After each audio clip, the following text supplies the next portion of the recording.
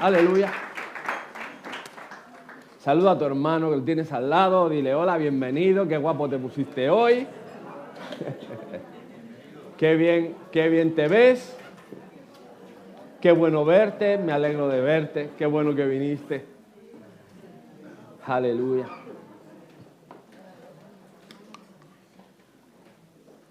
Como siempre, un gozo y un privilegio estar en la casa del Señor. Amén. Qué bueno.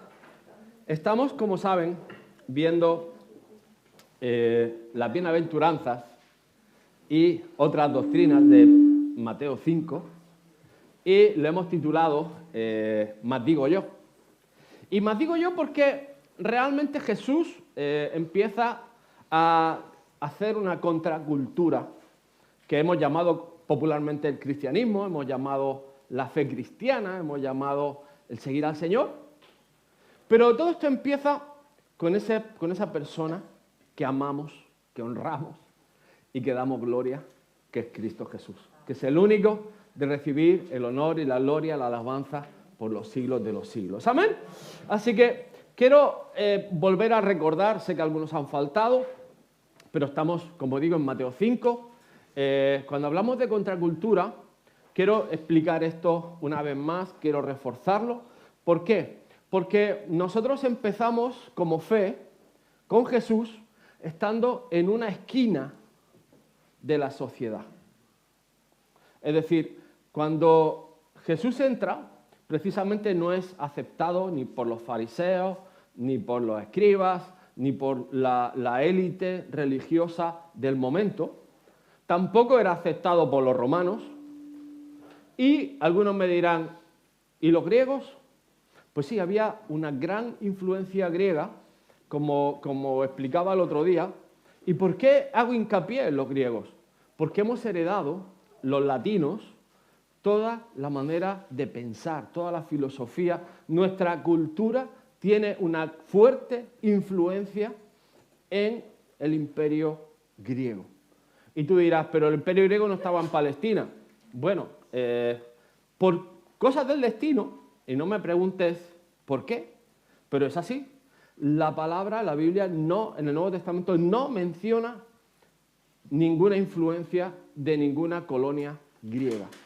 Luego el Nuevo Testamento sí, o sea, el Nuevo Testamento, Corinto, Éfeso, etcétera, etcétera, todo eso se maneja dentro del imperio griego, pero concretamente hay una ciudad influyente, se llamaba Séforis, a 6 kilómetros de Nazaret, en la Baja Galilea, y por fuerza, por causa mayor, Jesús y su padre, alias José el carpintero, o el tecnón, que encontramos también en la Escritura, cuando dicen el carpintero, hablan del tecnón, precisamente se refiere a la construcción de edificios, vigas, puertas, estructuras, andamios, etcétera, etcétera, con lo cual hay una influencia más que constatada. Es decir, además, estando a 6 kilómetros de Nazaret, estamos hablando de 1 hora de camino, con lo cual Jesús en su época menos relatada, es decir, probablemente desde que hace la aparición en el templo hasta que empieza su ministerio en los 30 años de edad, acordémonos de que hay un vacío. Pero conforme empieza el ministerio, empieza, y yo creo que el sumum, el punto de álgido, es decir, el alfa del ministerio, no son las bodas de Canaán, por lo menos en mi humilde opinión, es en el Sermón del Monte. Las bienaventuranzas hacen un punto de inflexión en la doctrina de Jesús. Bienaventurados los pobres de espíritu, cuando los judíos estaban esperando al gran libertador, porque ellos hallarán el reino de los cielos. Bienaventurados los que lloran. ¿Cómo puede ser esto? Porque ellos hallarán consolación. Bienaventurados los mansos, porque ellos recibirán la tierra por heredad. Bienaventurados los que tienen hambre y sed de justicia, porque ellos serán saciados. Bienaventurados los misericordiosos, porque ellos alcanzarán misericordia. Bienaventurados los de limpio corazón, porque ellos verán a Dios. Bienaventurados los pacificadores, porque ellos serán llamados hijos de Dios. Bienaventurados los que padecen persecución por causa de la justicia, porque de ellos es el reino de los cielos. bienaventurados sois cuando por mi causa os vituperen y os persigan y digan toda clase de mal de vosotros, mintiendo. Y esto iba en contra de todo el pensamiento humano, lógico, judeo, palestino, romano de la época. Veníamos del ojo por ojo, diente por diente, veníamos de la supremacía hebrea, es decir, somos el pueblo de Dios, Dios va a vengar a su pueblo, Dios va a libertar a su pueblo, Dios va a traer un libertador que se levante como en la época de Sansón, como en la época de David, y va a derrotar y va a destruir a todos nuestros enemigos. Y va a poner otra vez a Jerusalén en el centro del gobierno del mundo conocido. Y Jesús trae ese mensaje. Inesperado, contradictorio, rompedor de estructuras religiosas, rompedor de mentalidad. Un romano que sea bienaventurado por llorar. Habéis visto lo de los 300, ¿no? Pues los griegos, imagínate, o sea, tiraban a los niños en el techo y se quedaba pegado, ese era bueno. Entonces, realmente lo que quiero decir es que Jesús empieza a hablar del ministerio y es totalmente opuesto a lo esperado. Luego sigue con que somos la sal y la luz. Y cuando nos dice somos la sal de la tierra, nos avisa, la sal no se puede desvanecer. Dicho de otra manera, la sal no se puede quedar insípida. Si se queda insípida, lo dice muy claro, no sirve para nada. Nos dice que somos luz del mundo y nos habla de una posición en lo alto de un monte, en lo alto de un candelero, nos habla de un almud, nos habla de una luz que es visible. Con lo cual nos habla de una posición en nuestra vida donde la luz del Señor debe de ser vista y reconocible por otros. Nos habla Jesús de la ley. Y aunque muchos pensarán, no, vino a cambiar el sistema. Jesús dice claramente, mientras yo no venga otra vez, y la ley fue dada 2500 años antes por Moisés, no vengo a cambiar ni una coma ni una tilde. Vengo a cumplir, vengo a dar más, vengo a subir el listón de nivel, vengo a cambiaros el paso. Y hace una advertencia, prepárense para enseñar a otros mi evangelio. Cualquiera que enseñe una cosa diferente, cuidado. Y lo habla muy clarito, cualquiera que enseñe algo diferente. Por eso estamos haciendo un hincapié tremendo en este principio de año en poner las bases de nuestra identidad. Y nuestra identidad viene legada por nuestros pastores, por nuestros maestros. Ya he explicado muchas veces quiénes somos, pero realmente ellos también lo han recibido de la misma fuente, lo han recibido del mismo lugar, que es a través de la palabra de Dios, es a través de una experiencia personal y es a través de la revelación que trae el Espíritu Santo en la palabra. Y hoy, lo siento, nos toca de hablar un tema, y es orden cronológico, que se llama el enojo. Cualquier suspicacia, creerme, que es parte del calendario, así que enfádate con el Señor. Han oído que, bueno, no me hagas caso en eso, no te enfades con el Señor, pero a mí no me lo tengas en cuenta. Así que atención a navegantes, nos ponemos... Creo que es importante, vamos ahora, cierra tus ojos por un momento. Pidámosle al Señor que nos abra el entendimiento, que su Santo Espíritu traiga revelación de esta verdad en su palabra y que nos podamos ir bendecidos en esta mañana con un entendimiento mayor de lo que estamos hablando. Padre, te damos gracias, Señor, por tu palabra. Reconocemos que tu palabra es verdad. Reconocemos que está en tu escritura, en tu legado, Señor, y que tú has vivido y has puesto, Señor Padre, estas leyes, Señor, para nuestra bendición, para nuestro bien y para tener luz, vida y vida en abundancia. Padre, te damos a ti la gloria y la honra en el nombre de Jesús. Amén. Pues vamos a Mateo 5, 21 al 26. Y como digo, cualquier coincidencia, simplemente el Señor te está hablando. Han oído que a nuestros antepasados se les dijo, y aquí es donde Jesús mete la ley, pero va a subir el nivel. No asesines. Si cometes asesinato, o no matarás, todos sabemos que el no matarás es el mandamiento número 6. Si cometes asesinato, si matas a alguien, quedarás sujeto a juicio. Pero yo digo, aún si te enojas con alguien, quedarás sujeto a juicio. Si llamas a alguien idiota, corres peligro de que te lleven ante el tribunal.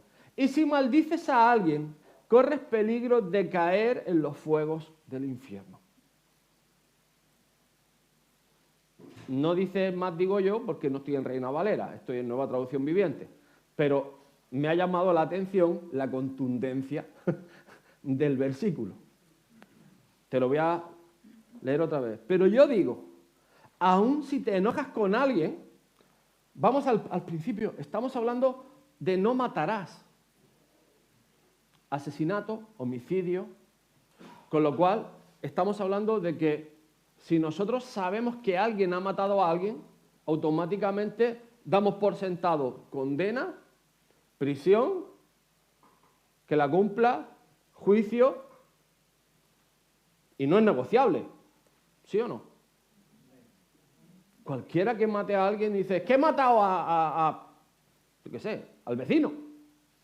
Por no decir algo peor. Automáticamente lo reportarías a la policía, pondrías una denuncia. O sea, no es de estas cosas que no sé si decirlo o no. Actuarías, ¿verdad? Y Jesús está diciendo, digo yo, que si te enojas con alguien, quedas sujeto al mismo juicio de no matarás. Si llamas a alguien idiota, corres el peligro de que alguien te lleve ante el tribunal. Y si maldices a alguien, corres peligro de caer tú en los fuegos del infierno.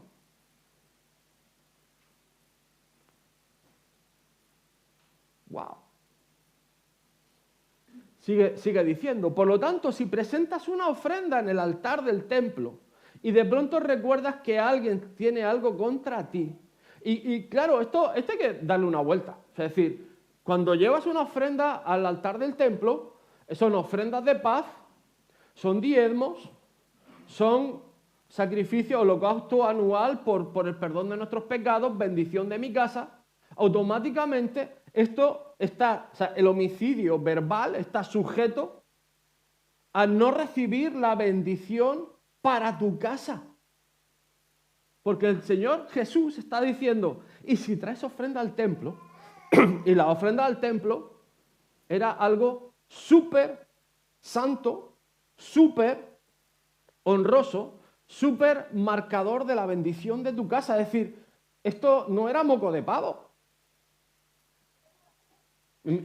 Quiero explicar esto porque está dando un nivel que dices, wow, la bendición de mi casa está sujeta a cómo hablo yo de mi hermano o cómo gestiono el enojo con aquellos que están cerca mía. Pues hablamos del hermano, pero honestamente tenemos cerca nuestra esposa, nuestros hijos, nuestro papá, nuestra mamá, que además son los que más nos conocen y los que meten el dedo en la llaga y le dan vueltas. Y donde sabe dónde está nuestra línea de flotación. Que nos ofende, que nos duele. Y yo no sé por qué, pero hay una crueldad a veces entre hermanos que solo un hermano puede tener. Dice la palabra que los pleitos entre hermanos son más grandes, son más duros que una puerta de un alcázar. Y si no sabes cómo es la puerta de un alcázar, vete a la alcazaba, sube al segundo nivel y mira el tamaño de la puerta. Y mira el tamaño del cerrojo. Y el Señor habla claro, dice, deja la ofrenda allí, anda y reconcíliate con esa persona, luego ven y presenta tu ofrenda a Dios. Cuando vayas camino al juicio con tu adversario, resuelvan rápidamente las diferencias. De no ser así, al que te acusa podría entregarte al juez, quien te entregara a un oficial y te metieran en la cárcel. Si eso sucede, te aseguro que no te pondrán en libertad hasta que hayas pagado el último centavo. Y esto es tremendo. Muchas veces yo he pensado, Señor, ¿por qué hay personas o por qué hay causas que, oye, he metido la pata y me toca pagar ese precio hasta el último céntimo? Y hoy tengo la respuesta. Porque no corrí a resolverlo. Lo dejé que se enfriara, lo dejé que alguien juzgara por mí, lo dejé que el tiempo lo arreglara y te sometes a juicio. El juicio de Dios. Y si te cae la condena, la cumples hasta el último centavo. ¿Y quién tiene la culpa? Porque culpamos a Dios. Siempre lo más fácil es que Dios, la culpa la tenemos nosotros. Porque no vamos rápidamente a resolver la ofensa. Estamos hablando de no matarás, Éxodo 23, mandamiento número 6. Estamos hablando que Santiago nos dice que cualquiera que guardare toda la ley, pero la ofendiere en un punto, automáticamente te conviertes en culpable de todos, pecador. Porque el que dijo no cometerás adulterio, también ha dicho no matarás. Dicho de otra manera, está nivelando todos los pecados al mismo nivel. Es que no es lo mismo matar a alguien que acordarme de la madre de mi vecino. Error. Sí es lo mismo. Lo dice la palabra. Y esto es tremendo. Esto es tremendo. Dice, ahora bien, si no cometes adulterio, cosa que está bien, pero matas, ya te has hecho transgresor de la ley. Así hablad, así haced, como los que habéis de ser juzgados por la ley de la libertad. Porque juicio sin misericordia se hará con aquel que no hiciere misericordia, y la misericordia triunfa sobre el juicio, sobre todo el juicio. ¿Y qué es hacer misericordia? Dar la oportunidad a la persona de que se arrepienta, de que cambie, de que reflexione, de estar ahí con la puerta abierta a la reconciliación. Ese es el carácter de Dios, porque Dios está con la puerta abierta a la reconciliación, a la tuya y a la mía. Y no vale, es que yo no he pecado. Todos los pecados son exactamente igual. Y ya estás viendo que es que yo no he matado a nadie. Santiago nos habla, un poquito más adelante, sigue, que la fe sin obras es muerta. La iglesia de Santiago 2 es una iglesia que aplica al servicio y a la necesidad de su comunidad. Tenemos un llamado en Santiago 2 a que la iglesia tiene que dar ese paso adelante en ser la levadura que entra en la masa y leuda todo el saco. Y que donde haya un hambriento, ahí estemos. Donde haya un necesitado, ahí estemos. Que no juzguemos, sino que demos misericordia y demos la oportunidad a aquel que se ha perdido, vuelva en sí y recupere el camino del Señor. Y esa hablaremos en otra ocasión que me invite. Los 3 puntos: si te enojas, si llamas a alguien idiota, un insulto muy sencillo, si maldices a alguien. Lo que más miedo me da, lo dice el propio Evangelio, corres peligro de caer en el fuego del infierno. Y ante esto no hay discusión, lo dice Jesús. Lo dice el propio Señor Jesús. 23-24, si presentas una ofrenda en el templo y de pronto te acuerdas de que alguien tiene algo contra ti, deja la ofrenda allí en el altar, anda y reconcíliate con esa persona, luego ven y presenta tu ofrenda a Dios. Esto es una actitud.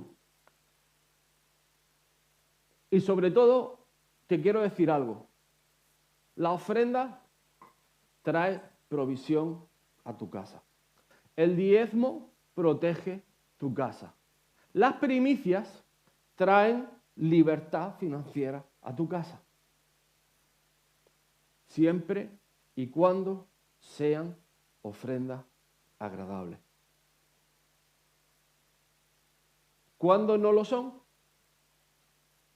Cuando la hemos traído al altar, cuando hemos hecho la ofrenda y nos estamos matando vivos los unos con los otros.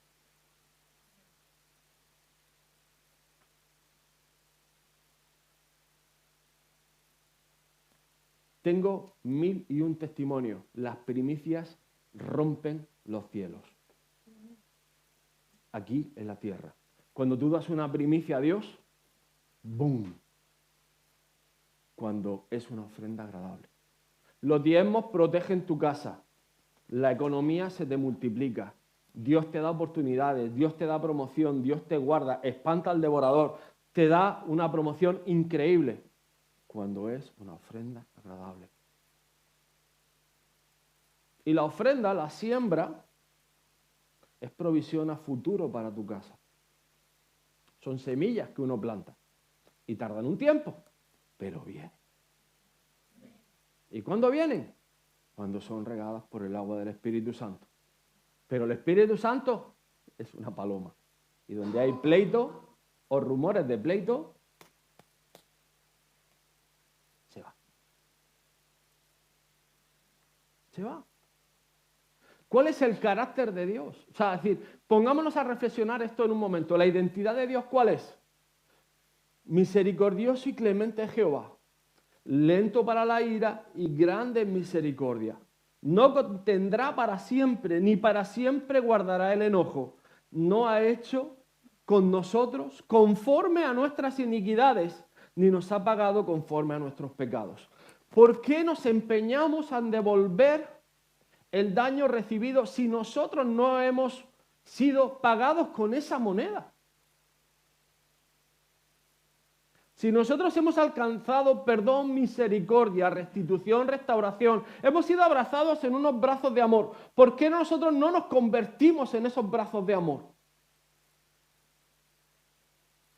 Hay un momento en el que el perdón debe de ser la sanidad de nuestro corazón, de nuestra alma. La restauración, la bandera y el rema, pilar fundamental de nuestra iglesia, de nuestra congregación. La sanidad emocional interior está realmente asida, entrelazada al perdón. Pero un perdón además sanador. Y el único perdón que sana es el que perdona y olvida. Perdona y suelta. ¿Hago yo el juicio? ¿Soy yo juez? ¿Traigo yo la condena? ¿Los rayos de la tormenta? ¿Capitán Trueno? No. ¿Alguien tiene llamado a Capitán Trueno aquí? Por herencia me tocaría a mí porque mi padre era Capitán Trueno, pero yo renuncié al legado. Así que si no estás en la línea familiar, lo siento mucho. Mira, vamos a ver Decálogo, 10 versículos. 10 versículos atañentes al tema. Id pues con cuidado, si tu hermano peca contra ti, repréndele, y si se arrepiente, perdónale. Lucas 17:3. Que si 7 veces al día te ofendiere, pues 7 veces al día volveré a ti diciendo, pésame, perdónale. Lucas 17:4. En esta sazón, arrimándosele a Pedro, le dijo, Señor, ¿cuántas veces deberé perdonar a mi hermano cuando pecare contra mí? Claro, Pedro era un poco complicado, y esto lo escribía Mateo. ¿Hasta 7 veces?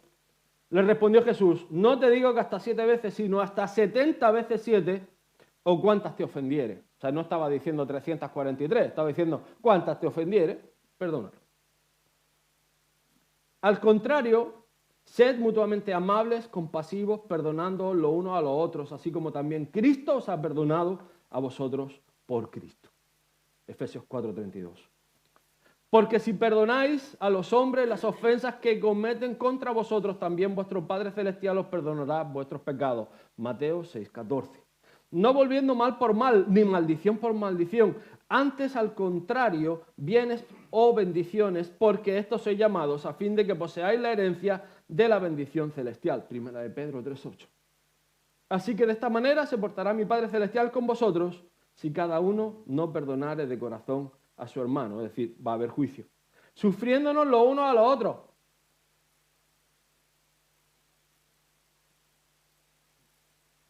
No hay amén, ¿eh? Unos no sufrimos más que otros, ¿eh? Sufriéndonos. Esto hay que cambiarlo, ver, cuando hagamos la traducción. Sufriéndonos los unos a los otros y perdonándonos mutuamente. Repito, mutuamente. Si alguno tiene queja contra otro, haz como el Señor os ha perdonado, así lo habéis de hacer también vosotros. Mas al ponernos a orar, si tenéis algo contra alguno, perdonadle el agravio, a fin de que vuestro Padre que está en los cielos también os perdone vuestros pecados. Marcos 11:25. Y cerramos con Lucas 6:37. No juzguéis y no seréis juzgados. No condenéis y no seréis condenados. Perdonad y seréis perdonados. El decálogo del perdón. Ahora bien, el proceso de la reconciliación es algo tremendo. Pero quiero aclarar una cosa, y ya voy terminando, no os preocupéis, que ya sé que llevo 4 árboles partidos. La diferencia de opinión no es pecado. Escúchame bien. La diferencia de opinión no es pecado. Y muchas veces hemos querido convencer a hermanos, familia, seres queridos, jefes, amigos, novios, novias, de que estamos en lo cierto, que yo tengo la razón. Y la Biblia no nos llama a convencer absolutamente a nadie. Si alguien encuentra un versículo al respecto, que me lo diga, cambio la doctrina, pero me parece que no. Dios no nos anima a convencer absolutamente a nadie. Dios se basta y se sobra para demostrar que si eres obediente a la palabra de Dios, Dios te va a bendecir y va a mostrar que tenía razón y que su palabra es verdad y que es luz y que hay un camino abundante. Ahora, ¿cuál es el mejor ejemplo? Abraham y Lot. ¿Tenían el mismo llamado? No. ¿Por qué estaba Lot con Abraham? Porque Abraham, y yo entiendo que yo quiero mucho a mi sobrino, se lo llevó consigo. A mí también me hubiera gustado llevarme a mi sobrino, pero Abraham desobedeció algo que Dios le había dicho: deja la casa de tu parentela. Y empiezan las rencillas, las diferentes opiniones, empiezan los pleitos, los conflictos por la manera de vivir, por un negocio, por una subsistencia. ¿Qué hace Abraham? Se sube al monte Hermón. Lot elige. ¿Que tú vas a la derecha? Yo voy a la izquierda. ¿Que tú vas para arriba? Yo voy para abajo. ¿Que tú vas al centro? Yo voy para atrás. Elige. ¿Cuál es la diferencia? Que Abraham tenía promesa en esa tierra. Lot no. ¿Significa que Dios desamparó a Lot? No. Pero la promesa de Dios era con Abraham. La fe que iba a ser probada era la fe de Abraham. Lot eligió no por fe, eligió por vista. Y se comió un juicio de Dios. Con todo y con eso, Dios preserva a los justos en medio del juicio. ¿Tuvo que hacer algo Abraham? No. ¿Quién envió a los ángeles? Los envió Dios. Y si Lot no hubiera sido un elemento, él y su familia hubieran salido de una pieza, del juicio de azufre, fuego, sal, etcétera, etcétera. Pero no salieron de una pieza. ¿Por qué? Por el mismo problema del principio. No era su llamado, no eran obedientes, no habían salido por fe, estaban haciendo las cosas en su propio intelecto, en su propia razón y en su propia manera de pensar.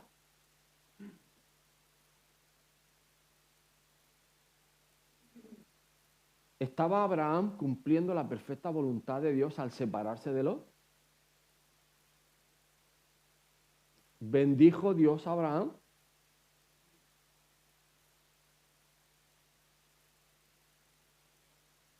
¿Desamparó Abraham, desamparó Dios a Lot? ¿No?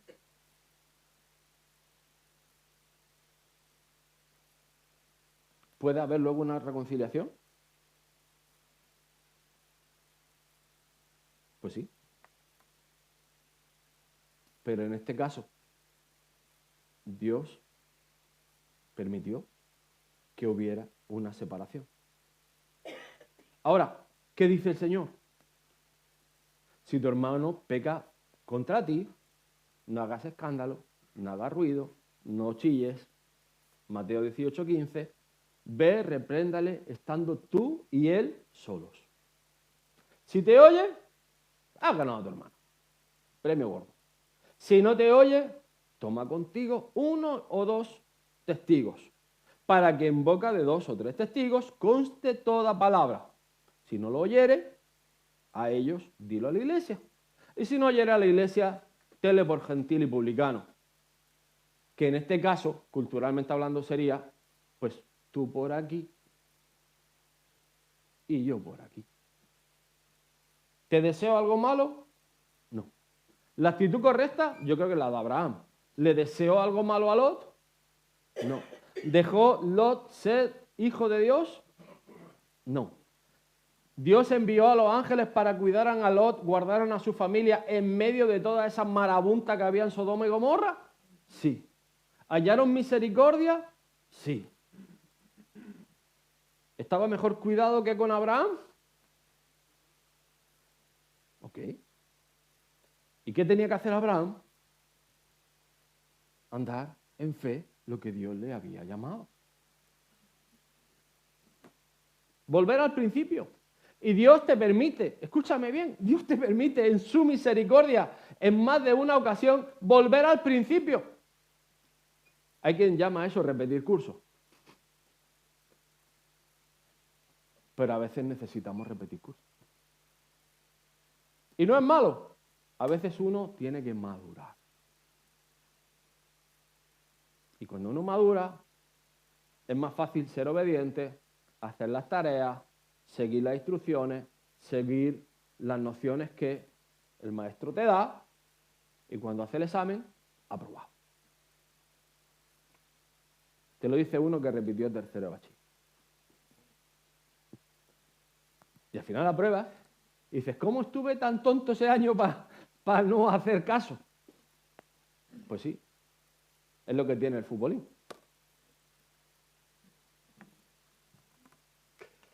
Pero claro, también dice una cosa, y me he traído a mi amigo Flash. Y me he traído a mi amigo Flash para que esto no se te olvide. Flash, uno que corría mucho. ¿Por qué? Porque la actitud del perdón, la actitud de la reconciliación, en esta casa, si eres de esta casa,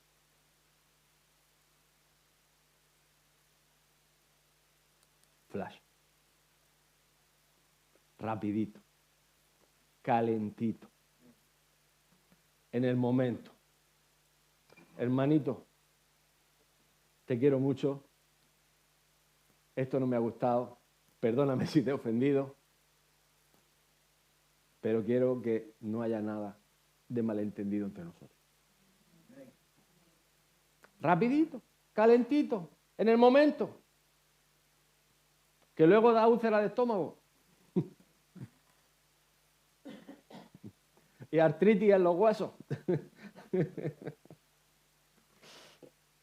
Por eso dice, cuando vayas camino al juicio con tu adversario, resuelvan rápidamente las diferencias. De no ser así, el que te acusa podría entregarte al juez, quien te entregará a un oficial y te meterán en la cárcel.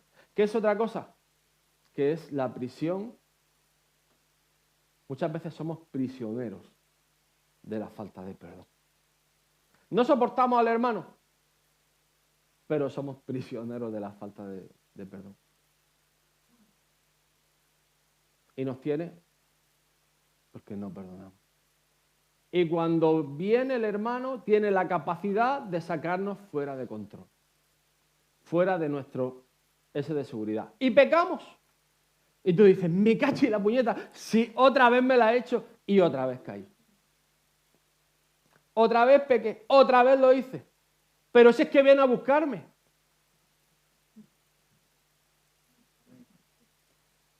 ¿Por qué? Por la falta de perdón. Porque si somos rápidos, no entras en la cárcel. No entras en prisión. ¿Y sabes lo más bonito de Jesús? Que nos dice, más digo yo, pero lo dice Él, que ha pagado todo el precio. Lo dice Él, que nos trajo la libertad eterna. Y en Cristo Jesús no hay condenación para los que creen. Y la fe sin obras es. ¿Y qué son las obras que tiene que hacer la iglesia? Misericordia, amor, perdón. ¿Cuál es la hoja de ruta? Bienaventuranza. Esa es la hoja de ruta. Ponte de pie. Vamos a orar en esta mañana. Creo que la tarea de esta semana es fácil. Por si no se te ocurre qué hay que hacer, piensa.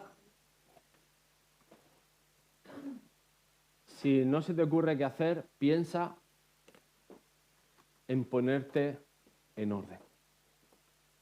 Si hay algo o alguien, resuelve. Solucionar.